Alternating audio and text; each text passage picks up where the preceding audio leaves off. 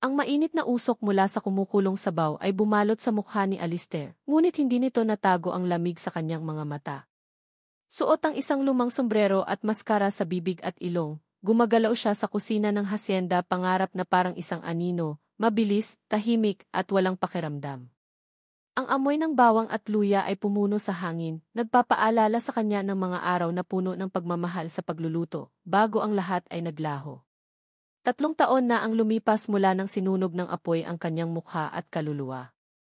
3 taon nang nakatago siya sa mundong minsan niyang pinagharian bilang Alistair Morales, ang kilalang chef at may-ari ng tanyag na restaurant sa Manila. Ngayon, siya si Al, ang taong may pilat, ang taong kinatatakutan, ang taong nagtatago sa sarili niyang pader ng pait. Ang Hacienda Pangarap, isang malawak na bukirin sa Ilocos na pag-aari ng kanyang pamilya, ang naging piitan niya. Dito, kasama ang ilang matatandang kasambahay, inilibing niya ang kanyang sarili sa pagtatrabaho, pilit na pinapatay ang bawat alaala ng nakaraan. Narinig niya ang tunog ng lumang jeep na huminto sa labas. Hindi niya pinansin. Marahil ay bisita lang para sa mga kasambahay. Ngunit ang tunog ng pagbukas ng gate ay sumunod at pagkatapos ay ang mga yabag na hindi pamilyar. Hindi ito ang mabigat na lakad ng matatandang magsasaka, kundi ang magagaan na yapak na sinamahan ng mga boses ng bata. Huminto ang pintuan ng kusina at dahan-dahang bumukas. Hindi siya lumingon. Ayaw niyang harapin ang sinuman, lalo na ang mga estranghero. Ngunit isang tinig ang pumunit sa katahimikan, isang tinig na pamilyar, ngunit hindi niya maintindihan kung saan. Alistair. Napatigil ang kanyang kamay sa paghihiwa ng gulay. Ang pangalan niya. Hindi Al, kundi Alistair. Ilang taon na nang huli niyang narinig iyon mula sa labas ng kanyang pamilya. Dahan-dahan siyang lumingon, ang mga mata ay nakatago sa ilalim ng sombrero, ngunit matatalim na tumitig sa bagong dating. Nakatayo sa pintuan si Cristina de Vera. Hindi siya nagkamali. Ang babaeng minsan lang niyang nakita sa isang charity event, sa isang gabing puno ng alak at kalabuan.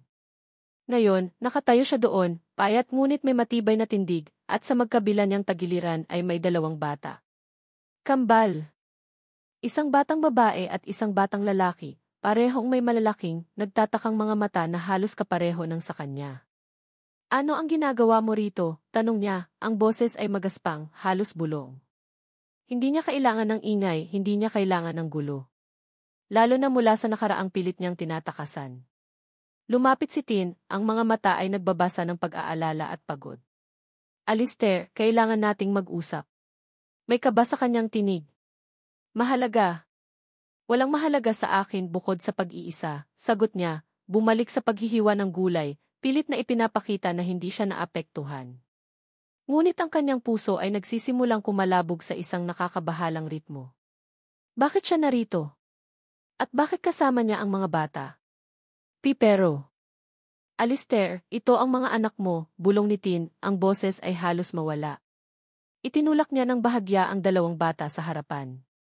Sila si Santi at Luna. Nanlamig ang buong katawan ni Alistair. Binitawan niya ang kutsilyo, at ang tunog nito na tumama sa marmol na counter ay umalingaw-ngao sa tahimik na kusina.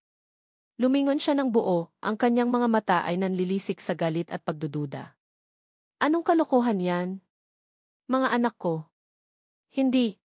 Hindi ko kayo kilala. Ang 2 bata ay nagtago sa likod ni Tin, kinakabahan sa kanyang biglaang galit.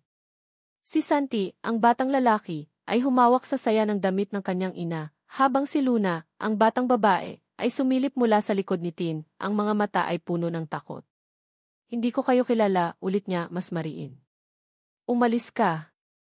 Hindi ako ang hinahanap mo. At lalong hindi ako ang ama ng sinumang bata. Baka nagkamali ka lang ng bahay. Umiling si Tin, ang luha ay nagsisimulang mamuo sa kanyang mga mata. Hindi ako nagkamali, Alistair. Mayroon akong faith test. Pinuntahan kita dahil kailangan ng mga anak mo ng ama. Alam kong mahirap itong tanggapin pero totoo. Natawa si Alistair, isang mapait, walang kaluluwang tawa. Senate test. Sino ka para lokohin ako? Hindi ako tanga. Umalis kayo bago ko pa ipatawag ang pulis. Ang mga salitang lumabas sa bibig niya ay matatalas, sinasadya niyang saktan. Gusto niyang umalis sila, gusto niyang bumalik ang kanyang kapayapaan na sinira nila sa isang iglap. Hindi umalis si Tin. Sa halip, lumapit siya, may dalang folder na iniabot sa kanya. Hindi ako aalis hanggat hindi mo tinitingnan ito. Kung ayaw mo maniwala sa akin, maniwala ka sa siyensya. May halong pagmamakaawa sa kanyang tinig, ngunit mayroon ding matinding determinasyon. Hindi ako aalis nang hindi ka humaharap sa responsibilidad mo. Tinitigan ni Alistair ang folder, pagkatapos ay tumitig kay Tin, at sa wakas ay sa dalawang bata na nakasilip sa kanya na parang dalawang tuta. Isang bahagi ng kanyang utak ang sumigaw ng pagtanggi ng pagtakas. Ngunit may isang maliit na kislap ng kuryosidad, o marahil ay isang bagay na mas malalim, na pumigil sa kanya. Hindi siya makatakas sa mga mata ng mga bata. Ang mga matang iyon ay tila salamin ng isang nakalimutang bahagi ng kanyang sarili. Sige, Anya, ang boses ay halos hindi marinig. Kinuha niya ang folder, ang mga daliri niya ay nanginginig ng bahagya. CJ, papayag ako sa psyche test. Pero pag napatunayang nagsisinungaling ka, sasabihin kong nagtrespassing kayo at ikukulong kita. Ang kanyang mga salita ay malupit, sinadya upang takutin at paalisin sila. Ngunit ang pagtanggap niya sa test ang nagbigay ng kaunting pag-asa sa mga mata ni Tin. Tumango si Tin, ang luha ay naglanda sa kanyang pisngi, ngunit may ngiti sa kanyang labi. Salamat, Alistair. Salamat. Bumaling si Alistair, bumalik sa kanyang trabaho, ngunit ang kanyang mga kamay ay nanginginig. Hindi na siya makapag-focus. Ang amoy ng sabaw ay tila nawala, napalitan ng amoy ng pagdududa, ng takot, at ng isang bagong, hindi pamilyar na kaisipan, ang posibilidad na ang dalawang maliliit na nilalang na iyon ay dugo niya. Tinulak ni Christina ang mabigat na pintuan ng lumang silid, at bumungad sa kanya ang amoy ng alikabok at lumang kahoy. Ang ilaw na pumapasok mula sa bintana ay nagbigay daan para makita niya ang mga sapot sa sulok at ang makapal na layer ng dumi sa sahig. Ito ang magiging tahanan nila ni Santi at Luna sa Hacienda Pangarap, pansamantala, ayon sa malamig na utos ni Alistair. Ang mga salita niya ay tila yelo na tumama sa dibdib niya, ngunit ipinangako niya sa sarili na hindi siya susuko. Pumasok siya, bitbit ang dalawang lumang bag na naglalaman ng halos lahat ng kanilang ari-arian. Sumunod ang dalawang bata, ang mga mata ay malalaki at nagtataka. Mama, bakit po tayo rito? Tanong ni Luna, ang kanyang maliit na kamay ay humawak sa palda ni Tin. Nakangiti si Tin kahit masakit ang dibdib niya. Temporary lang tayo dito, anak. Malinis-linis lang natin to, maganda na. Pero ang isip niya ay lumilipad sa pag-aalala. Paano kung hindi magpositibo ang fit test? Paano kung tuluyan na silang itaboy ni Alistair? Saan sila pupunta? Sinimulan niyang maglinis habang naglalaro ang mga bata sa isang sulok. Ramdam niya ang pagod mula sa mahabang biyahe, ang hirap ng paghanap kay Alistair sa loob ng maraming taon, at ang bigat ng pag-asa na nakapatong sa kanyang balikat. 3 taon din siyang naghanap, nagtanong sa bawat sulok ng Maynila, matapos siyang ipagtabuyan ng mga nagpapanggap na kasosyo ni Alistair, na nagsabing patay na ito. Akala niya ay tuluyan nang nawala ang ama ng kanyang mga anak. Noon, sa isang charity gala sa Maynila, doon sila nagkakilala ni Alistair. Isa siyang volunteer, habang siya ay isa sa mga sikat na chef na nag-donate ng oras at talento. Isang gabi na puno ng tawanan at mga inumin, isang gabing nawala ang lahat ng pag-iingat nila. Nagising na lang siya kinabukasan na may kakaibang pakiramdam, at makalipas ang ilang linggo, nalaman niyang nagdadalang tao siya. Sinubukan niyang hanapin si Alistair, ngunit tila naglaho ito. Ang kanyang restaurant ay sarado na, at ang balita ay nasunog ito, kasama ang kanyang buhay. Ang mga taong nagpakilalang katuwang ni Alistair ay nagsabing patay na ito, at pinigilan siyang lapitan ang sinuman sa pamilya nito. Napilitan siyang lumayo, lalo na nang malaman niyang mayroon siyang bitbit na buhay na alaala ng gabing iyon. Kinailangan niyang palakihin ang kambal ng mag-isa, sa kabila ng pangungutya ng iba at ang hirap ng buhay. Ngunit hindi niya pinagsisihan. Si Santi at Luna ang kanyang buhay, ang kanyang pag-asa. At ngayon, narito sila, umaasa na makahanap ng isang ama. Isang hapon, habang abala si Tin sa pagdidilig ng halaman sa harap ng bahay, narinig niya ang sigawan. Nilingon niya, at nakita niya si Santi at Luna na naghahabulan sa bakuran. Bigla, si Santi ay nadulas at nabangga ang isang lumang paso, na nabasag sa sahig. Agad na lumabas si Alistair mula sa kusina, ang mukha ay nakakunot sa galit, kahit na nakamaskara pa rin siya. Ano yan? Sigaw niya, ang kanyang boses ay mas matalim kaysa sa kutsilyong ginamit niya kanina. Hindi ba kayo marunong mag-ingat? Alam niyo bang mahalaga yan? Niyakap ni Tin ang dalawang bata na umiiyak sa takot. Sorry po, Alistair. Hindi po sinasadya. Hindi sinasadya. Palagi na lang hindi sinasadya. Puro kayo gulo. Patuloy na sumisigaw si Alistair, ang kanyang mga mata ay nanlilisik. Parang isang tigre na handang sumalakay. Alistair, tama na, sabi ni Tin, ang kanyang tinig ay matatag. Mga bata lang sila. Hindi mo sila kailangang sigawan ng ganyan. Napatigil si Alistair. Tinitigan niya si Tin, ang kanyang galit ay naghalo sa pagtataka. Hindi niya inaasahang lalabanan siya ni Tin. Nasanay na siya na ang lahat ay umiiwas sa kanya. Binalingan niya ang mga bata, na ngayon mas mahigpit ang yakap sa kanilang ina. Wala kayong puwang dito kung puro lang kayo gulo, bulong niya, ngunit ramdam pa rin ang pait. Lumakad siya pabalik sa kusina, iniwan silang tatlo sa gitna ng nabasag na paso at luha. Kinabukasan, araw ng pagkuha ng resulta ng test. Ang puso ni Tin ay halos lumukso mula sa dibdib niya habang papalapit siya sa klinik. Pinilit niyang magpakatatag para kina Santi at Luna. Ito ang araw na malalaman ang katotohanan. Pagkatapos ng lahat ng paghihirap, ito na ang katapusan ng kanilang paghahanap. Nasa loob na si Alistair nang dumating siya. Nakaupo ito sa isang sulok, nakatalikod, tila ayaw harapin ang mundo. Kinabahan si Tin, ngunit lumapit pa rin siya sa counter. Nandito na po ang resulta ng CT test para kay Alistair Morales at Miss Cristina de Vera, sabi ng nurse, sabay abot ng isang selyadong sobre. Kinuha ni Tin ang sobre, ang kanyang mga kamay ay nanginginig. Huminga siya ng malalim, nagdasal sa kanyang puso. Lumakad siya papunta kay Alistair at iniabot ang sobre. Hindi ito tumingin sa kanya, ngunit dahan-dahang kinuha ang sobre. Dahan-dahan itong binuksan ni Alistair. Ang tunog ng pagpunsa sobre ay tila huni ng orasan na bumibilang sa kanilang kapalaran. Binuksan niya ang papel at binasa ang mga nakasulat doon. Wala siyang imik. Walang ekspresyon ang kanyang mukha na natatago sa likod ng maskara. Hindi makabasa si Tin sa kanyang mga mata, kaya lalo siyang kinabahan. Lumipas ang ilang sandali na tila isang kawalang hanggan. Narinig ni Tin ang sarili niyang tibok ng puso.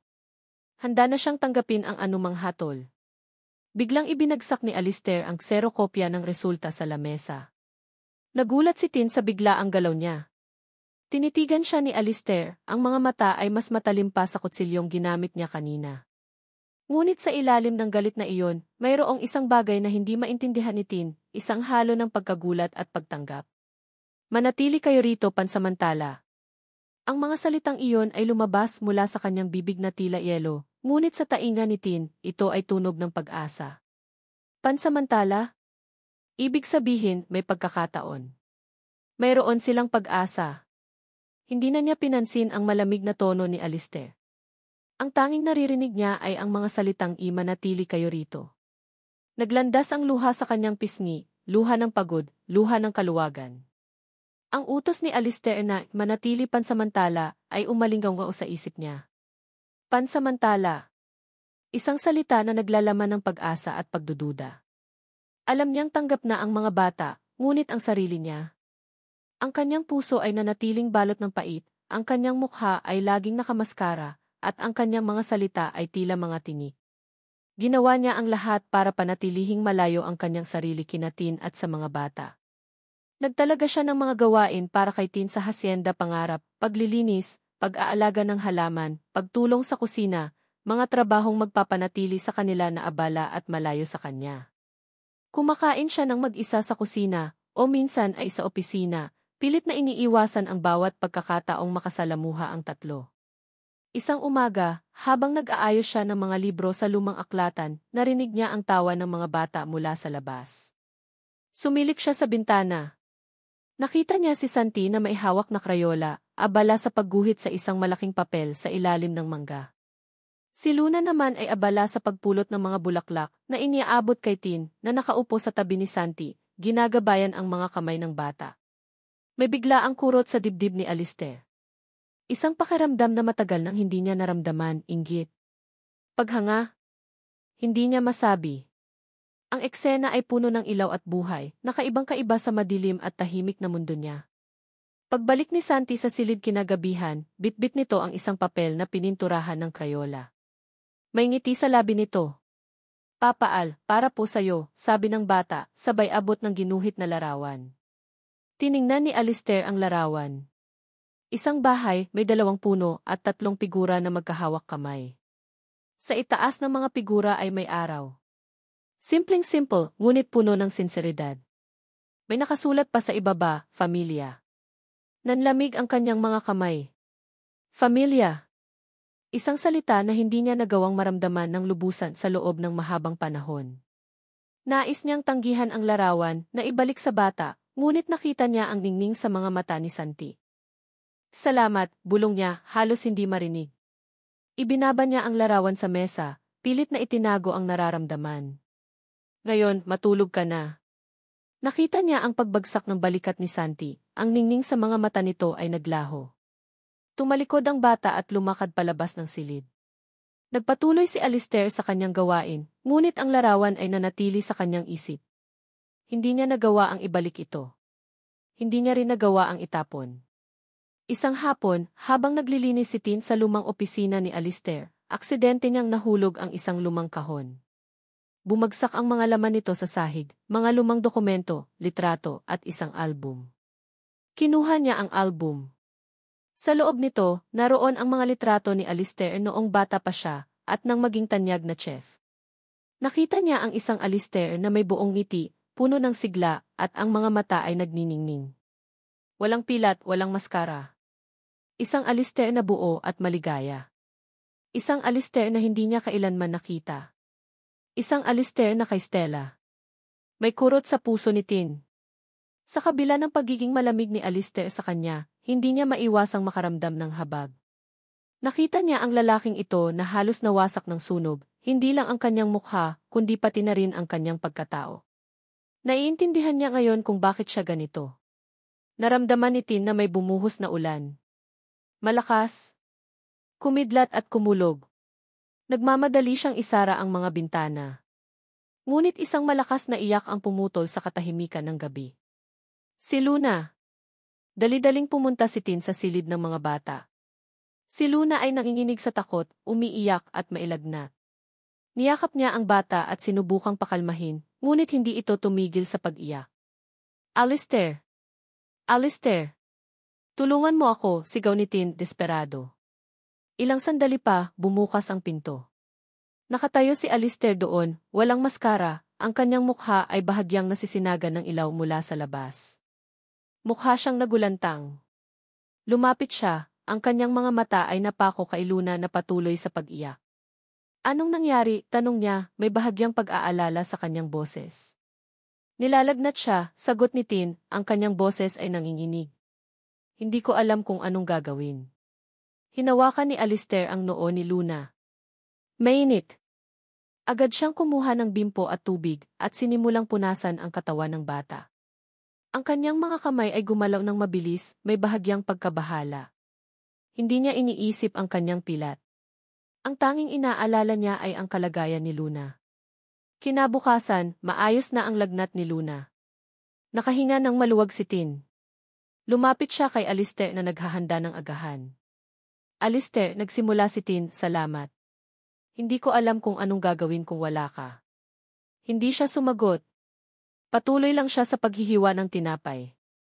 Napanood ko ang mga lumang album mo, patuloy ni Tin. Nakita ko ang mga litrato mo noon. Ang laki ng pinagbago mo. Anong nangyari sa iyo? Kung gusto mo, handa akong makinig. Biglang binitawan ni Alistair ang tinapay. Umalingaw-ngaw ang tunog ng pagbagsak nito sa lamesa. Nilingon niya si Tin, ang kanyang mga mata ay puno ng galit at pait. Wala kang alam. Wala kang karapatang manghimasok sa buhay ko. Umalis ka na lang at gawin ang trabaho mo. Ang kanyang boses ay tila isang pader ng yelo. Napaatras si Tin. Ramdam niya ang sakit sa mga salita ni Alistair. Alam niyang may malalim siyang sugat, ngunit ang kawalan niya ng pagnanais na magbukas ay mas masakit pa. Isang gabi, habang naghahanda si Alistair ng merienda sa kusina, abala sa paggawa ng paborito niyang Ilocos empanada, naramdaman niya ang isang maliit na kamay na dahan-dahang humawak sa kanyang kamay. Nanlamig siya. Ang kanyang puso ay kumalabog. Nilingon niya. Nakatayo si Luna sa tabi niya, ang maliit niyang mukha ay nakatingala, ang mga mata ay malaki at inosente. Walang takot. Walang paghusga. Tinitigan siya ni Luna pagkatapos ay ngumiti. Isang malawak, inosenteng ngiti na nagpapakita ng maliliit niyang ngipin. At pagkatapos, sa pinakamagandang boses ng bata, sinabi niya, "Papa Al, mahal po kita." Napatigil si Alistair. Ang mga kamay niya ay nanginig. Ang kutsilyo sa kanyang kamay ay muntik ng mahulog. Ang mga salitang iyon ay tumago sa kanyang baluti, sa kanyang pader ng yelo, at dumiretso sa kanyang puso. Nagsimulang uminit ang kanyang mga mata.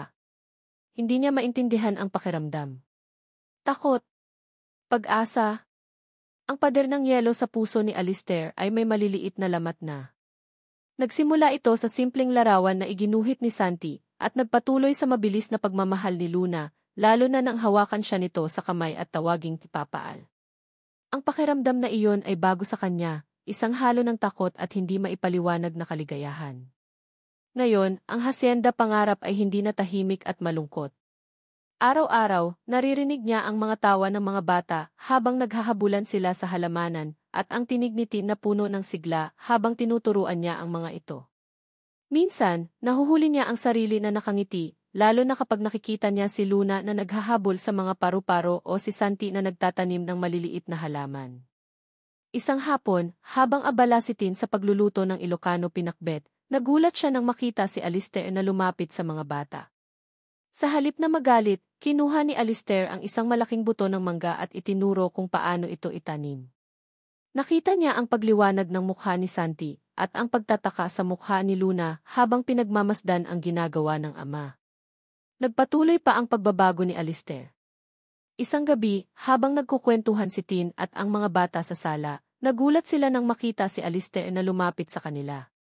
Sa halip na suot ang maskara, nakita ni Tin na ang mukha ni Alistair ay nakatakip lang sa bandang baba. Inilahad niya ang kamay sa mga bata at nagsimulang magkwento ng isang napakagandang Ilocano folktale. Ang boses niya ay malambing, hindi ang matalim na boses na nakasanayan ni Tin. Napakaganda ng kwento ni Alistair. Ang mga mata ng mga bata ay nagniningning sa tuwa habang nakikinig. Si Tin ay hindi makapaniwala. Nakita niya ang isang bahagi ni Alistair na hindi niya alam na nag-exist. Ang pader na pinaniniwalaan niyang yelo ay nagsimulang matunaw. Ngunit ang katahimikan at kaligayahan sa hasyenda pangarap ay hindi nagtagal. Isang umaga, isang itim na van ang huminto sa harap ng hasyenda. Lumabas mula dito si Stella Valderrama, ang dating kasintahan ni Alistair. Suot ang isang napakagandang damit, siya ay mukhang isang diyosa. Ngunit sa likod ng kanyang ngiti, nakikita ni Tin ang isang anino ng inggit at kasamaan. Alistair, mahal ko, sigaw ni Stella, at agad niyang niyakap si Alistair. Nagulat si Alistair at napahiwalay sa kanya. Bakit mo ako iniwan? Bakit ka nagtago rito? Narinig ko na nandito ka at hindi ko kinaya na hindi ka balikan. Ang mga salita ni Stella ay parang lason sa tainga ni Tin. Sinuot ni Alistair ang kanyang maskara, ang kanyang mukha ay nagbalik sa pagiging malamig. Stella, ano ang ginagawa mo rito? Tanong niya. Binabalikan ka, Alistair, sagot ni Stella. Ang kanyang mga mata ay nagpapaalala sa mga mata ng isang ahas na handang sumalakay. Napansin niya si Tina nakatayo malapit sa mga bata. At sino naman ang babaeng ito? At ang mga batang ito? Oh God, Alistair. Ganyan ka na ba kadesperado? Ang mga salita ni Stella ay matalas, na tila sinasaksak ang puso ni Tin. Hinawakan ni Tin ang kamay ng mga bata at mahigpit na niyakap ang mga ito. Ngunit si Santi, ang batang lalaki, ay lumabas sa kanyang likod at lumapit kay Alistair. Mama ko po siya. At papa kita. Napatingin si Stella kay Santi. Oh, in my God. Seryoso ka ba, Alistair? Mga anak mo to. Sino ang nanay? Stella, umalis ka na, utos ni Alistair, ang kanyang boses ay puno ng galit. Hindi ako aalis, Alistair. Marami pa akong dapat sabihin sa'yo. bukas, magkikita tayo sa Manila. Ipaglaban mo ang pag-ibig ko, hindi ang babaeng ito na ginagamit ka lang para sa mga anak niya, bulong ni Stella, sabay kindat sa kanya. Tumalikod si Stella at humarap kay Tin. Umiti siya ng may halong kasamaan. Hindi mo pa kilala si Alistair, Christina. Marami pa siyang lihim tulad ng sunog, bulong niya sa tainga ni Tin. Mag-ingat ka. Baka hindi mo alam na nagamit ka lang niya. Ang mga salita ni Stella ay parang lason na unti-unting kumalat sa isip ni Alistair. Hindi mo pa kilala si Alistair tulad ng sunog. Uminit ang kanyang mukha sa ilalim ng maskara. Hindi niya inakala na babalik pa si Stella sa buhay niya, lalo na pagkatapos ng lahat. Hindi niya maintindihan kung bakit. Ang dating kasintahan niya, ang babaeng minahal niya ng sobra, at inakala niyang mamahalin siya, kahit ano pa ang mangyari, ay tinalikuran siya ng kailangan niya ito. Ngayon, narito siya, na tila walang nangyari. At ang mga salita niya tungkol sa sunog. Alam niyang hindi iyon isang ordinaryong aksidente. May mali. May nakatago. Kinabukasan, hindi mapakali si Alistair. Ang pagkabahala ay umakyat sa kanyang lalamunan. Hindi niya magawa ang kanyang karaniwang gawain sa kusina. Ang bawat ingay ay tila nagpapaalala sa kanya ng pagdating ni Stella, ng mga anino ng nakaraan. Naramdaman niya ang matinding pangangailangan na harapin si Stella. Pinuntahan niya ito sa guest house, kung saan ito pansamantalang nananatili. Nakita niya si Stella na nakaupo sa sala, nagbabasa ng magazine, tila walang pakialam sa mundo. Bakit ka narito, Stella? Tanong ni Alistair. Ang kanyang boses ay malamig, puno ng pagkabahala. At anong ibig mong sabihin sa tulad ng sunog? Bumaba ang magazine mula sa kamay ni Stella. Tumayo siya, umiti at lumapit kay Alistair. Alistair, mahal ko. Hindi mo ba talaga naiintindihan? Nag-aalala lang ako sa'yo. Matagal akong nawala, pero hindi ka kailanman nawala sa isip ko. Huwag kang magkunwari, sabi ni Alistair. Umalis ka nang kailangan kita. At ngayon, bigla kang babalik na parang walang nangyari. Hindi ko nakilala ang Stellang kilala ko. Napansin niya ang pagbabago sa ekspresyon ni Stella. Ang kanyang ngiti ay naging isang pilit na pagtawa. Oh, Alistair.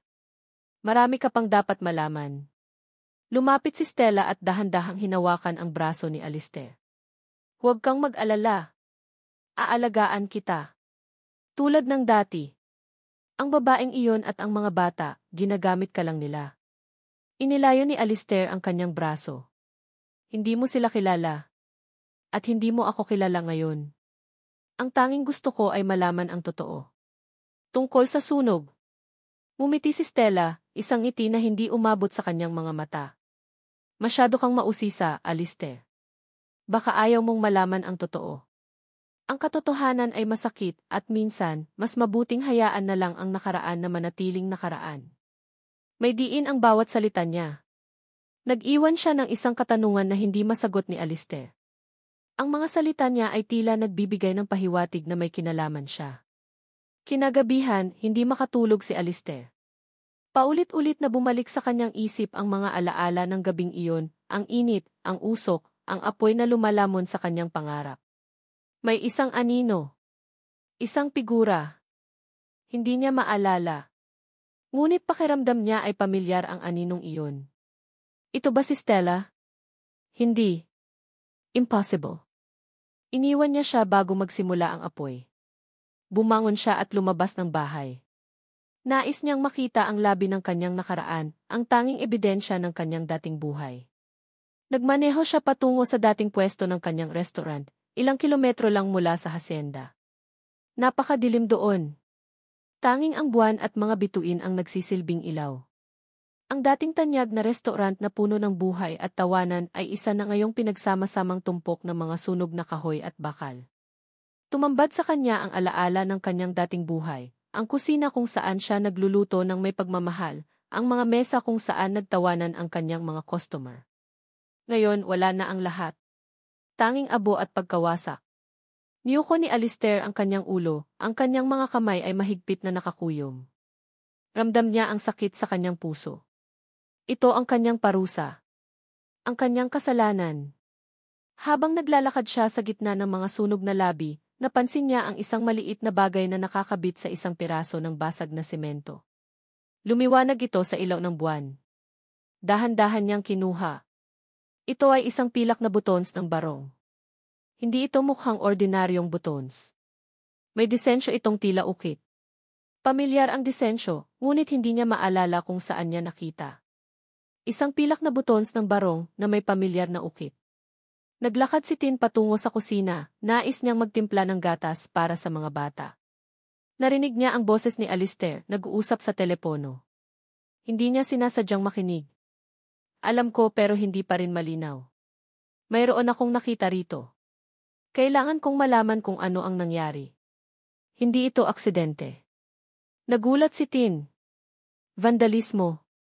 Hindi aksidente. May kinalaman ba ito sa sunog? Napansin niya ang pagbabago sa boses ni Alistair. Hindi na ito malamig, kundi puno ng pagkabahala. Pagkatapos ng ilang sandali, binaba ni Alistair ang telepono. Lumapit si Tin sa kanya. Alistair, may problema ba? Nilingon siya ni Alistair. Nakita ni Tin ang pag-aalala sa kanyang mga mata. Wala, sagot niya, ngunit halata ang pagdududa sa boses niya. Tungkol ba ito sa sunog? Tanong ni Tin, mahina. Narinig ko ang kaunting pag-uusap mo. Kung kailangan mo ng tulong, Alistair, nandito ako. Tinitigan siya ni Alistair. Nakita ni Tin ang pakikipaglaban sa kanyang mga mata, ang pagtanggi at ang pangangailangan ng tulong. Ilang sandali silang nagtitigan at sa wakas, nagbuntong hininga si Alistair. May nakita ako sa lugar ng sunog, sabi niya. Hindi ko alam kung ano ito, pero hindi ito galing sa restaurant ko. Parang iniwan. Inilabas niya ang pilak na butons ng barong mula sa kanyang bulsa. Nakitang may kinalaman si Stella dito. Kinuha ni Tin ang butons. Tinitigan niya ito. May kakaibang kaba sa dibdib niya. Tulungan kitang alamin ang totoo, Alistair, sabi ni Tin. Hindi ka nag-iisa. Ang tulay na nabuo sa pagitan ni na Alistair at Tin ay nagsimula ng maging matatag. Ngayon, hindi na lang sila magulang na nag-aalaga ng mga anak, kundi mga magkaalyado na nagtutulungan para malaman ang totoo. Bitbit ang pilak na butons ng barong at ang matinding pagdududa, sinimulan nila ang paghahanap sa likod ng misteryo ng sunog.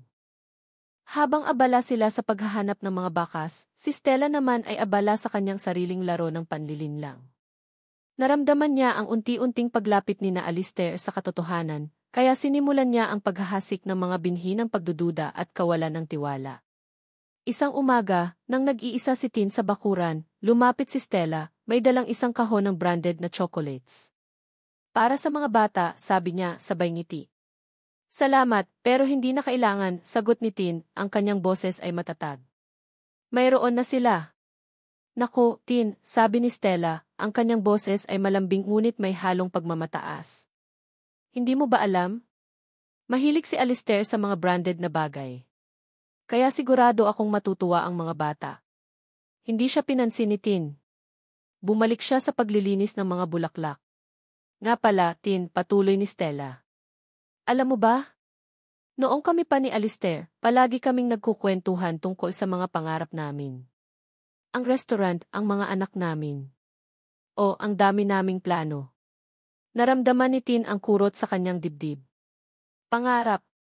Hindi niya naiwasang isipin na ang mga pangarap na iyon ay dapat ay sa kanya, para sa mga anak nila. Alam mo ba, may utang pa sa akin si Alistair, sabi ni Stella. Hindi pa niya nababayaran ang lahat ng utang niya sa akin. Kaya kailangan ko siyang balikan. Nagtaka si Tin. Utang? Hindi niya alam na may utang si Alistair kay Stella. Salamat sa impormasyon, pero mas mabuting sabihin mo na lang iyan kay Alistair, sagot ni Tin at umalis siya. Kinabukasan, habang nag-aayos ng mga dokumento sa lumang opisina ni Alistair, natagpuan ni Tin ang mga lumang financial statements mula sa restaurant. Napansin niya ang isang malaking transaksyon na naganap bago ang sunog. Isang malaking halaga ng pera ang inilipat sa isang account na hindi pamilyar sa kanya. Sinabi niya ito kay Alistair at agad na nag-imbestiga si Alistair. Sa kanilang paghahanap, nadiskubre nila na ang account na iyon ay pagmamay-ari ng isang dating kaagaw ni Alistair sa negosyo, si Eve Cruz. At ang pinaka-nakakagulat, nakita nila ang isang record na nagpapakita na si Stella ang naglipat ng pera. Nagulat sila. Si Stella? Bakit? Nang gabing iyon, habang naghahanap sila sa lumang archive ng mga dokumento, biglang narinig ni Tin ang pag-uusap ni Stella sa telepono. Kailangan mong itago ang lahat ng ebidensya. Huwag mong sabihin kay Alistair ang totoo. Ibibigay ko ang kalahati ng utang niya sa iyo, basta itago mo ang lahat. Nakinig si Tin, nanlalaki ang kanyang mga mata sa gulat. Utang? Ano ang utang? At sino ang kausap niya? Alistair. Si Stella, may kausap siya sa telepono. Tungkol sa utang at ebidensya, bulong ni Tin, at sinubukang tawagin si Alistair. Ngunit bago pa niya matapos ang kanyang tawag, nakita niya si Stella na nagmamadaling lumabas mula sa guest house, may kasamang isang lalaki na may daladalang malaking bag. Nagmamadali silang sumakay sa kotse at umalis. Naiwan si Tin na nanginginig sa takot at pagdududa. Alam niyang may tinatago si Stella, ngunit hindi niya alam kung ano. At ang mga salita ni Stella tungkol sa utang, sa ebidensya, ay nagpainit ng ulo ni Tin. May koneksyon ba siya sa sunog? Tumakbo si Tin papunta sa kotse ni Alistair, ngunit huli na ang lahat. Wala na ang mga kotse. Nanlamig ang buong katawan ni Alistair nang marinig ang mga sinabi ni Tin. Ang mga salita ni Stella, ang paglipat ng pera, ang pag-uusap tungkol sa ebidensya, lahat ng ito ay nagbigay ng kulay sa mga hinala na nagsimula pa lamang magsimula. Ang pagdududa na pilit niyang pinapatay sa kanyang isip ay nagiging katotohanan.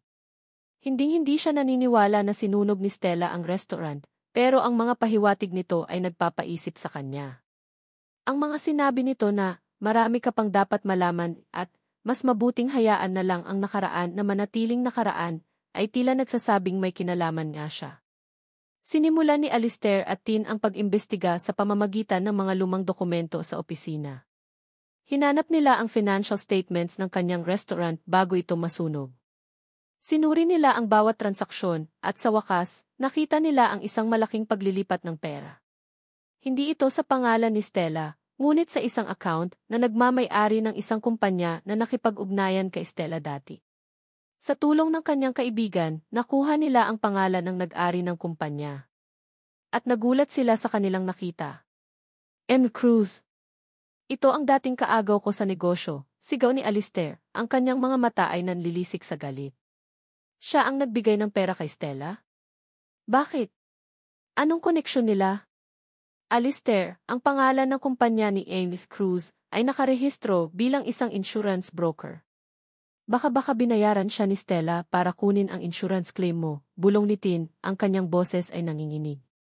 Ang mga salita ni Tin ay tumama sa puso ni Alistair. Parang isang bato na tumama sa kanyang dibdib. Pera. Lihim. Ebidensya. Sunog. Ang lahat ng ito ay naghalo-halo sa kanyang isip at ang kanyang hinala ay naging katotohanan. Agad na tumayo si Alistair at lumabas ng bahay. Nais niyang harapin si Stella. Nais niyang malaman ang totoo. Nakita niya si Stella na nagmamadaling pumasok sa kanyang kotse. Agad siyang lumapit, ang kanyang mukha ay puno ng galit at pait. Stella, ano ang ibig mong sabihin sa lahat ng ito? Ano ang koneksyon mo kay M. Cruz? Bakit mo siya binigyan ng pera? Sigaw ni Alistair, ang kanyang boses ay malakas, na umalinggaw sa buong hasyenda. Nagulat si Stella. Bumaba siya mula sa kotse, ang kanyang mukha ay naging puting-puti. Alistair, ano ang pinagsasabi mo? Wala akong alam dyan. Huwag kang magsinungaling, sabi ni Alistair. Mayroon kaming ebidensya. Mayroon kaming mga dokumento. Mayroon kaming buttons ng barong na nakuha namin sa lugar ng sunog. Anong alam mo sa lahat ng ito? Sa sandaling iyon, ang maskara ni Stella ay bumagsak. Ang kanyang ngiti ay naglaho. Ang kanyang mukha ay naging isang pamilyar na mukha ng isang babaeng nagpapanggap. Fine, Alistair. Gusto mo ang totoo? Narito ang totoo. Alam ko kung sino ang nagpasunog ng restaurant mo. Ako. Ako ang nagpasunog, Alistair. Gusto kitang saktan. Gusto kong makita kung paano ka magdusa. Gusto kong makita kung paano mo ako ipinaglaban. Nanlamig ang buong katawan ni Alistair. Hindi niya inakala na ang babaeng minahal niya ng sobra ay kayang gawin ito sa kanya. Ang sakit sa kanyang puso ay tila 1,000,000 kutsilyo na sumasaksak sa kanyang dibdib. Bakit? Bakit mo ginawa ito sa akin, bulong ni Alistair? Dahil iniwan mo ako. Iniwan mo ako para sa babaeng iyon. Kaya kailangan kitang saktan. At ngayon, nagawa ko na, sabi ni Stella, ang kanyang boses ay puno ng kasamaan. Napatingin si Alistair kay Tin na nakatayo malapit sa kanya. Nakita ni Tin ang pagbagsak ng kanyang mga balikat, ang pagkawala ng kanyang pag-asa. Tin, hindi ako ang ama ng mga bata, bulong ni Stella. Ang totoo, ginagamit ka lang niya para makalimutan ako. Nanlaki ang mga mata ni Tin sa gulat at sakit. Hindi siya naniniwala sa mga sinasabi ni Stella, ngunit ang mga salita niya ay tumama sa kanyang puso. Naramdaman niya ang sakit ng pagdududa. Biglang hinawakan ni Stella ang kamay ni Alistair. Alistair, mahal pa rin kita. Please, bumalik ka sa akin. Promise, hindi na ako mag-imbento ng kwento. Huwag mo siyang piliin. Hindi kita mahal, Stella, sabi ni Alistair, ang kanyang boses ay puno ng sakit. Wala nang nararamdaman para sa iyo.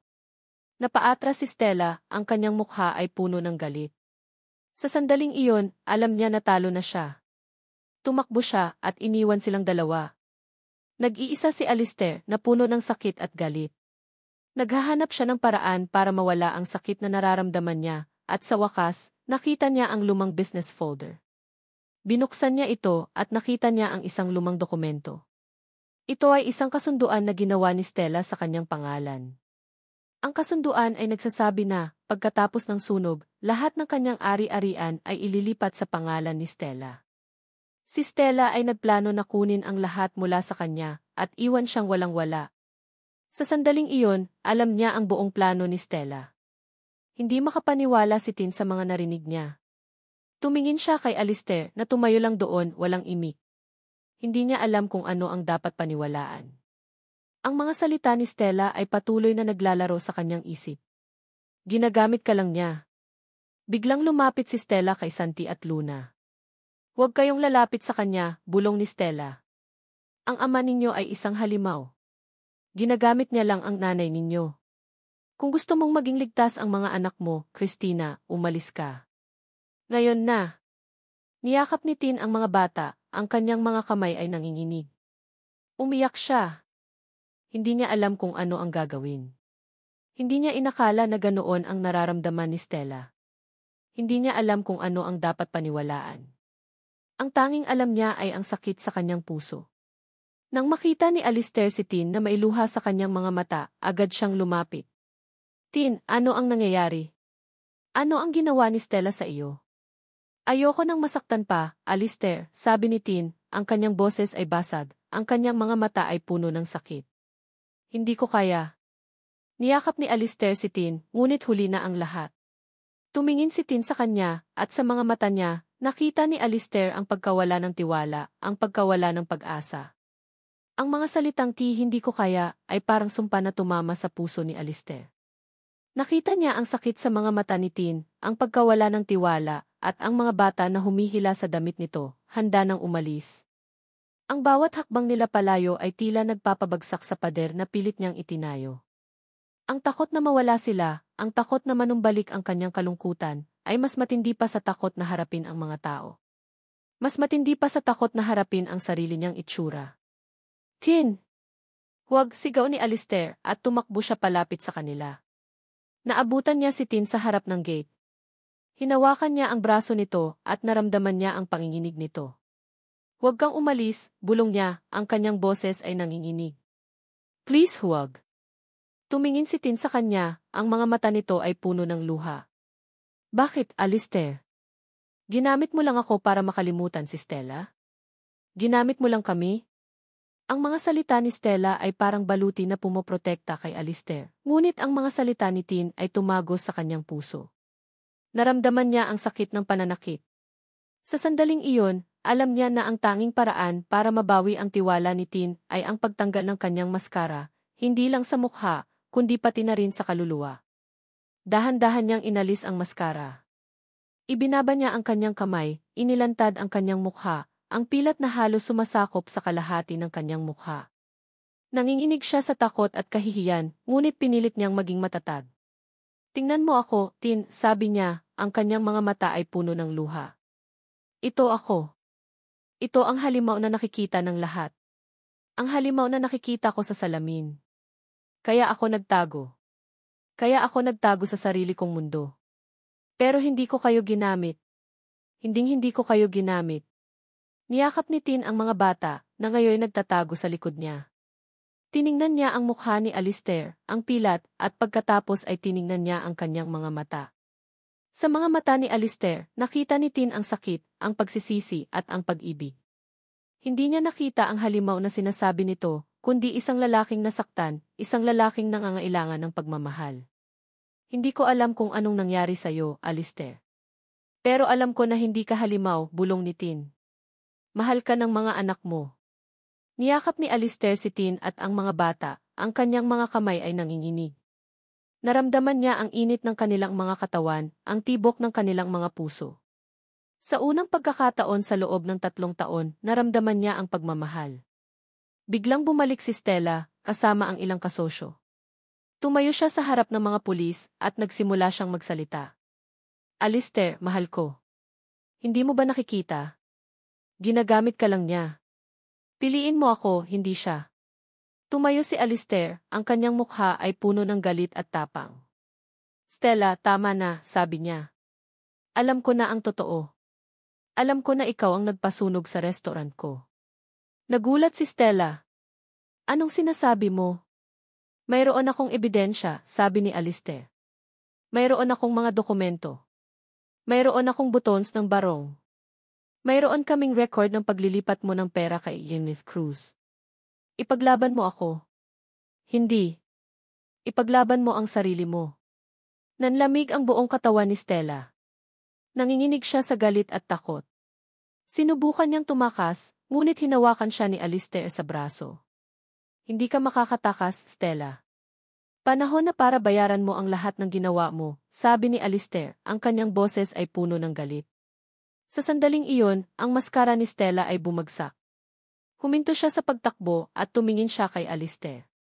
Ang kanyang mukha ay puno ng galit at desperasyon. Fine, Alistair. Ginawa ko. Kinuha ko ang pera mo. Binayaran ko si Yennefer Cruz para itago ang lahat. Gusto kong saktan ka. Gusto kong makita kung paano ka magdusa. Narinig ni Alistair ang tunog ng sirena ng pulis. Huli na ang lahat para kay Stella. Ang kanyang mga kasosyo ay tumakas na, ngunit si Stella ay naiwan, ang kanyang mukha ay puno ng takot at galit. Hinawakan siya ng mga pulis. Stella Valderrama, kayo ay arestado dahil sa pagiging suspect sa kasong arson at attempted murder. Tumindig si Stella at tumingin kay Alistair. Hindi ko kayo bibitawan, Alistair, sigaw niya, ang kanyang boses ay puno ng kasamaan. Hinding-hindi. Sa sandaling iyon, ang lahat ay naglaho. Ang galit, ang sakit, ang takot. Tanging ang init ng mga yakap ni Tin at ng mga bata ang kanyang naramdaman. Niyakap niya si Tin, ang kanyang mga kamay ay nanginginig sa pagod at kaluwagan. Salamat, bulong niya. Salamat sa lahat. Niyakap siya ni Tin. Walang anuman, bulong ni Tin. Hinding-hindi ka na mag-iisa. Pagkatapos ng matinding unos, dumating ang kapayapaan sa Hacienda Pangarap. Wala na si Stella. Hindi na niya kayang saktan pa si Alistair at ang pamilya nito. Ngunit ang pagkawala ng kaaway ay hindi nangangahulugang nawala na ang lahat ng problema. Ang mga pilat, parehong pisikal at emosyonal, ay naroon pa rin. Ngunit ngayon, mayroon na silang pag-asa. Para kay Alistair, ang pag-alis ni Stella ay isang malaking ginhawa, ngunit ang pagtanggap ni Tin sa kanya sa kabila ng lahat ay ang pinakamalaking regalo. Sa wakas, naramdaman niya na hindi siya nag-iisa. Ang pader na matagal niyang itinayo sa kanyang puso ay tuluyan ng gumuho. Nagsimula ang bagong kabanata sa Hacienda Pangarap. Araw-araw, sinisikap ni Alistair na maging isang ama at asawa na nararapat para kina Santi, Luna at Tin. Naglalaro siya sa mga bata, tinuturuan silang magtanim, at nagbabasa ng mga kwento sa kanila bago matulog. Ang ngiti ay unti-unting bumalik sa kanyang mukha, at ang kanyang mga mata ay nagniningning sa tuwa. Isang araw, niyaya ni Tin si Alistair na lumabas ng hacienda para bumili ng mga gamit. Kinausap niya ito ng walang maskara, ngunit tumanggi si Alistair. Nanginginig siya sa takot. Hindi ko kaya, Tin, bulong niya, ang kanyang boses ay puno ng takot. Paano kung pagtawanan ako? Paano kung matakot sila? Hinawakan ni Tin ang kamay ni Alistair. Hindi ka mag-iisa, Alistair. Nandito ako. Handa akong lumaban para sa iyo. Kung may manakit sa iyo, sasabihin ko sa kanila na mas masakit pa ang pinagdaanan mo. Dahan-dahan, sa tulong ni Tin, nagsimulang lumabas si Alistair sa kanyang shell. Sa una, suot pa rin niya ang sombrero at shades, pilit na tinatago ang kanyang mukha. Ngunit sa bawat paglabas nila, mas nagiging komportable siya. Naramdaman niya ang init ng sikat ng araw sa kanyang balat, ang simoy ng hangin sa kanyang mukha. Isang hapon, habang naglalakad sila sa palengke sa bayan, isang matandang babae ang napatingin kay Alistair. Ang mga mata nito ay puno ng pagtataka. Naramdaman ni Alistair ang kaba sa kanyang dibdib at agad siyang humawak sa kamay ni Tin.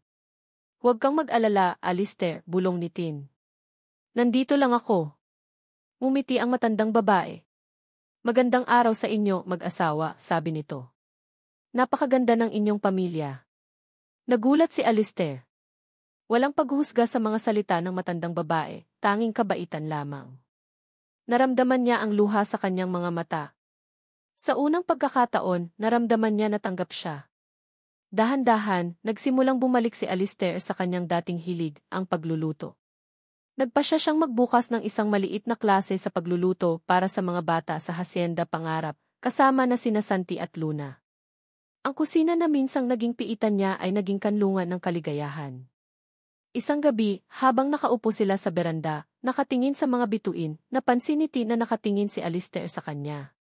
May problema ba, Alistair? Tanong ni Tin. Wala, sagot ni Alistair. May napanaginipan lang ako. Ano? Napanaginipan ko na masaya ako. Buo ako. Hindi na ako natatakot. At nakikita ko ang mukha ko, hindi na may pilat, kundi may ngiti. Napatingin siya kay Tin. Ikaw ang nagpabago sa akin, Tin. Ikaw at ang mga bata. Kayo ang nagbigay sa akin ng ikalawang pagkakataon. Hindi mo kailangan ng pangalawang pagkakataon, Alistair. Kailangan mo lang ng pagmamahal, sagot ni Tin. Nagpatuloy silang mag-usap hanggang sa lumalim ang gabi, nagbabahagi ng kanilang mga pangarap, ng kanilang mga takot, at ng kanilang mga pag-asa.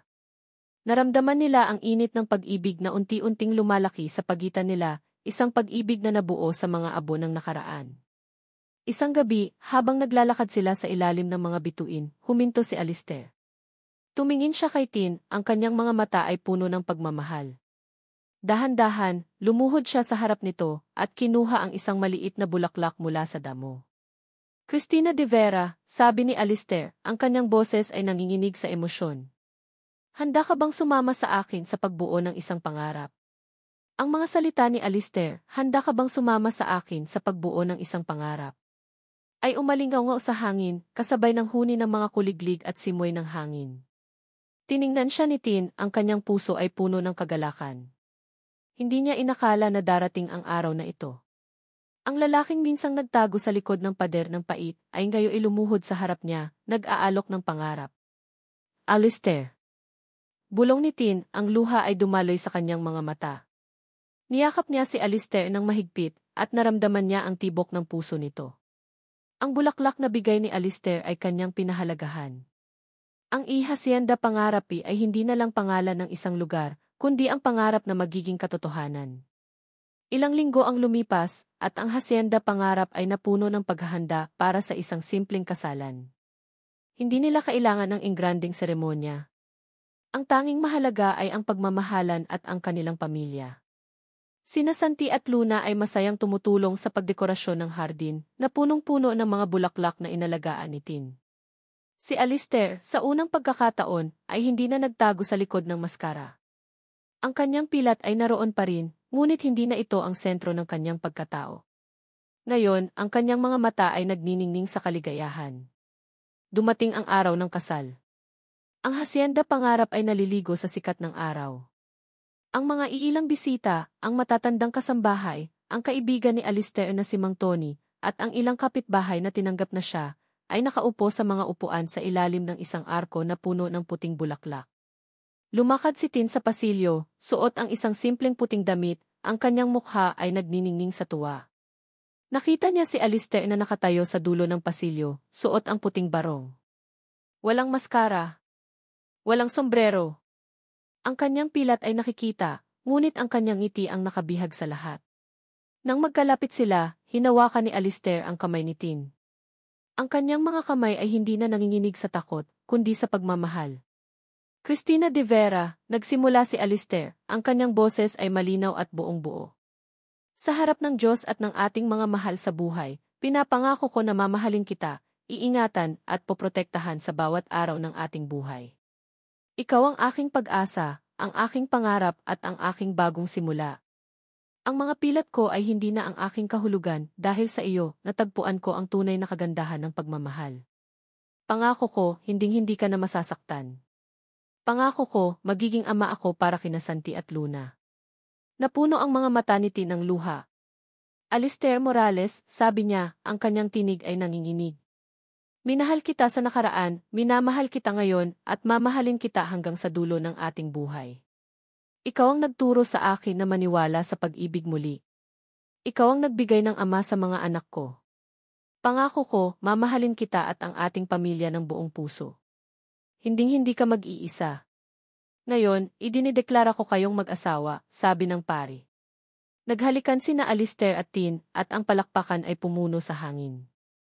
Niyakap nila ang mga bata, na masayang sumigaw ng si Papa at Mama. Matapos ang kasal, ang hasyenda pangarap ay naging sentro ng buhay ng pamilya. Araw-araw, ang mga tawa ni Santi at Luna ay umalinggaw sa buong hasyenda.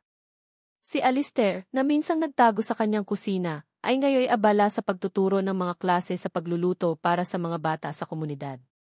Hindi na niya itinago ang kanyang mukha. Natutunan niyang tanggapin ang kanyang sarili, at ang kanyang pilat ay naging paalala ng kanyang pinagdaanan, hindi ng kanyang kahinaan. Isang hapon, nakaupo si Alistair at Tin sa beranda, pinapanood ang mga bata na naglalaro sa hardin.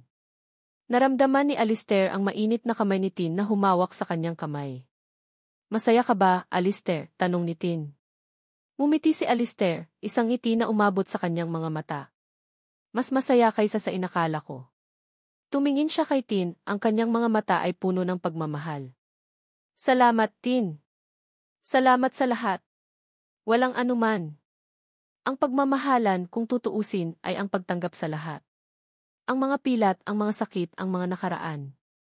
Ang lahat ay bahagi ng kung sino ka, at ito ay ang ginagawang mas espesyal.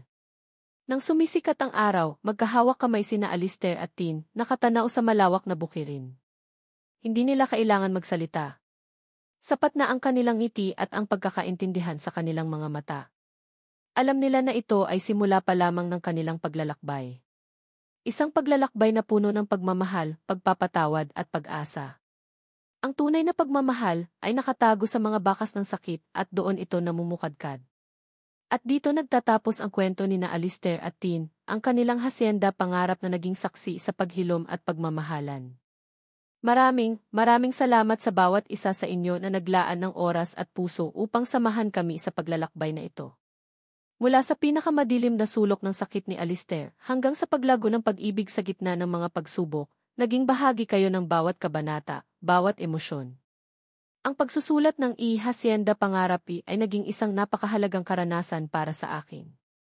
Sa bawat salita, sa bawat pangungusap, pilit kong inukit ang mga damdamin ng pag-asa, pagpapatawad, at ang walang hanggang kapangyarihan ng pagmamahal na kayang magpabago ng lahat. Nais kong ibahagi sa inyo ang paniniwala na kahit gaano kalalim ang mga pilat, pisikal man o emosyonal, mayroon pa ring pagkakataon para sa bagong simula, para sa paghilom, at para sa pagtuklas ng tunay na kaligayahan sa mga taong handang magmahal sa atin ng buong buo. Sana ay iniwan kayo ng kwentong ito na mayroong ngiti sa inyong mga labi at init sa inyong mga puso, na may inspirasyong maniwala sa muling pagbangon at sa pangarap na kayang maging katotohanan. Maraming salamat sa inyong pagmamahal at suporta. Kung mayroon kayong mga saloobin o anumang nais ibahagi tungkol sa kwento, huwag mag-atubiling mag-iwan ng mensahe. Nais naming marinig ang inyong mga kwento. Nagmamahal, Kwento ng Kapalaran.